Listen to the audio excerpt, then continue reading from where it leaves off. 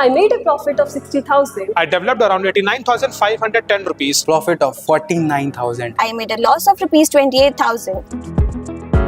So students are using algo trading in various competitions. Recently we conducted Investment Premier League where students, they learned different techniques, technical analysis, where they used all these techniques in trading. It was moreover a technical analysis rather than a fundamental analysis.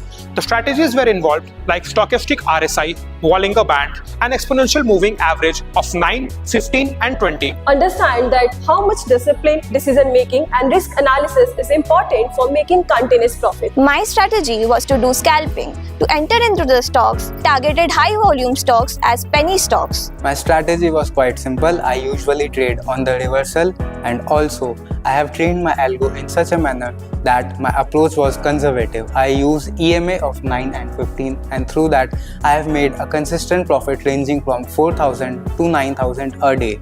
At DBS Global University, we are not just teaching students to read the candlestick charts. We are telling them, we are training them how to analyze them, how to integrate AI along with the markets. Students use technical indicators like RSI, Bollinger Bands, ADX, DMAs to make their strategies and to execute.